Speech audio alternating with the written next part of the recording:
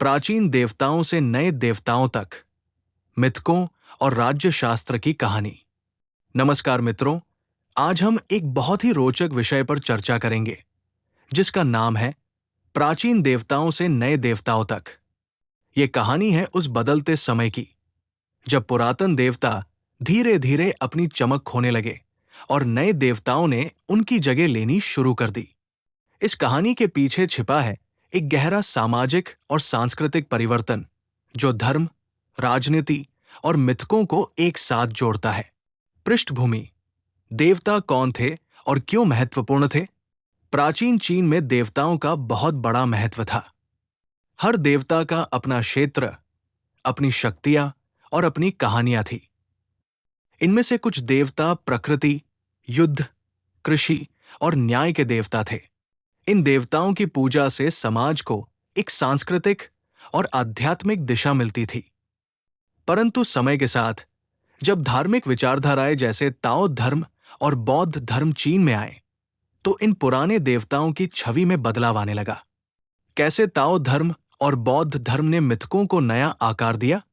ताओ धर्म, जो प्राकृतिक संतुलन और जीवन की सहजता पर जोर देता है, ने पुराने देवताओं की कहानियों को एक नए नजरिए से देखा।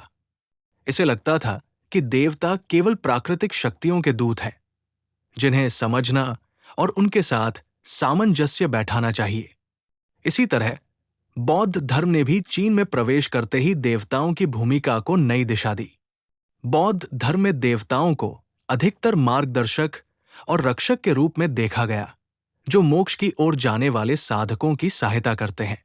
इन दोनों धर्मों के प्रभाव से हुआ ये कि पुराने देवताओं का महत्व कम होने लगा और उनकी कहानियों में संशोधन होने लगा। कई पुराने देवताओं को नए धर्मों के अनुरूप फिर से परिभाषित किया गया। उदाहरण के तौर पर, कुछ योद्धा देवताओं को संत या आध्यात्मिक अधिकारी बना दिया गया, जिन्होंने न केवल युद्ध के मैदान में बल्कि समाज के न्याय और व्यवस्था में भी योगदान दिया।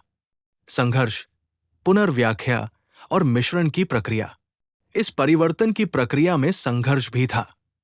पुरानी परंपराओं से जुड़े लोग नए विचारों को स्वीकार नहीं कर पाते थे, पर समय के साथ धार्मिक विचारों में समन्वय और मिश्रण हुआ।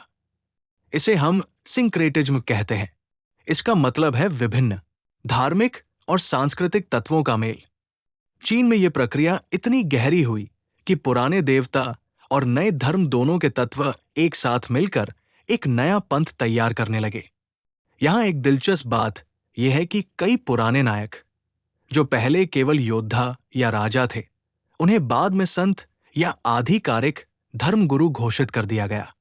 इससे वे केवल युद्ध के नायक नहीं रहे, बल्कि समाज के आध्यात्मिक और नैतिक मार्गदर्शक भी बन गए। जैसे कुछ स्थानीय देवताओं को आध्यात्मिक अधिकारी बना दिया गया, जिन्होंने राज्य के प्रशासन में भी एक महत्वपूर्ण भूमिका निभाई। मोड़: नायक कैसे संत और अधिकारी बन गए? ये मोड़ बताता है कि कैसे सांस्कृतिक परिवर्तन केवल देवताओं के स्वरूप तक सीमित नहीं रहा, बल्कि लोगों के विश्वास और सामाजिक संरचना तक पहुंच गया।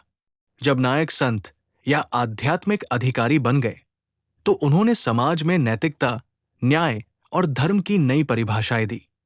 इससे राज्य की शक्ति और धार्मिक विश्वासों के बीच एक नया तालमेल बना, जो लंबे समय तक चीन की सांस्कृतिक पहचान बना।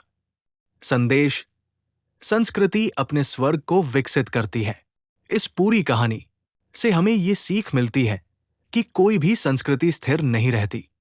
समय के साथ उसके देवता, उसके मिथक, उसके विश्वास सब बदलते हैं। ये बदलाव समाज की जरूरतों, धार्मिक विचारों और राजनीतिक परिस्थितियों के अनुसार होता है। चीन की ये प्रक्रिया हमें सिखाती है कि संस्कृति अपने स्वर्ग को विकसित करती है, अपने देवताओं को नए रूप देती है, ताकि वे वर्तमान समाज की आवश्यकताओं को पूरा कर सकें। व्यावहारिक निष्कर्ष: आज जब हम अपने समाज और धर्म को देखते हैं, तो हमें ये समझना चाहिए कि परिवर्तन जीवन का हिस्सा है।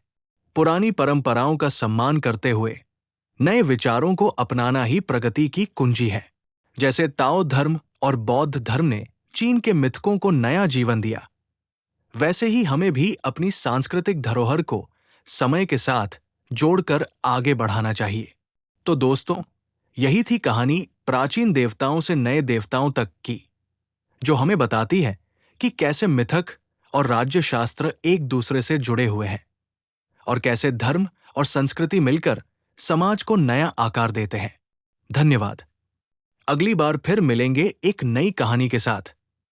तब तक के लिए अपना ध्यान रखें और अपनी संस्कृति से जुड़े रहिए।